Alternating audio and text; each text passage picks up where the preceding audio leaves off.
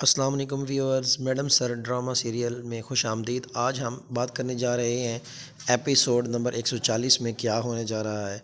Madam sir से serial drama 140 जो किस्त है उसमें क्या होने जा रहा है। उसमें सबसे अहम टास्क क्या है, क्या मैडम सर जो है अगले एपिसोड में किडनैपर से बात कर पाएगी और मैडम सर क्या उन किडनैपर से बच्चों को रिहा कर पाएगी, ये अगला टास्क होगा। क्या किडनैपर मैडम सर की बातों से मुतासिर हो सकता है, क्या किडनैपर जो है वो किसी और के इंतज़ार में है, वो अपनी सज़ा में रिलीव चाहता है। क्या अगला टास्क अनु जी को मिलने वाला है जो उस वक्त के डीएसपी हैं, और डीएसपी साहब जो हैं वो इस वक्त एसपी ऑफिस में मौजूद हैं और वो अपने अहकामात की जारी होने का इंतज़ार कर रहे हैं। इसी दौरान जो है वो किडनैपर बातचीत कर रहा है अनूप जी से, और अनूप जी जो हैं वो इस वक्त एसपी ऑफिस में मौजूद हैं।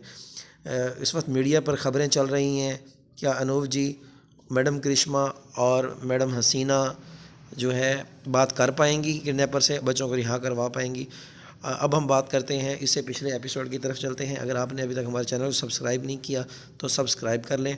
और इससे पहले जो पिछला एपिसोड था उसमें मैडम सर और करिश्मा जी के दरमियान एक लड़ाई चल रही थी, जिसको डीएसपी अनूप ने सुलह करवा दी उनके दरमियान में।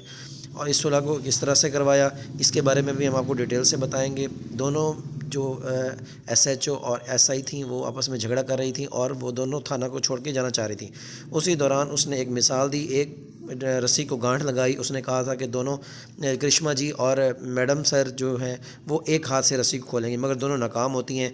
और फिर जब उन्होंने कहा कि दोनों अपना एक एक हाथ से रस्सी को खोलें, जब वो एक एक हाथ से रस्सी को खोलती हैं तो वो कामयाब हो जाती हैं। उससे वो मिसाल देते हैं कि अगर आप दोनों मिल के काम करेंगी तो थाने में जराइम पे काबू डालने में आसानी होगी। उसी दौरान अनूप जी जो डीएसपी का किरदार अदा कर रहे होते हैं वो उनके दरमियान सुलह करवा देते हैं। उसके बाद जो है फिर उनके दरमियान में आपस में लड़ाई झगड़ा शुरू हो जाता है, और जो अनूप जी हैं वो मैडम करिश्मा को एसएचओ का चार्ज दे देते हैं और मैडम सर को एसआई बना दिया जाता है।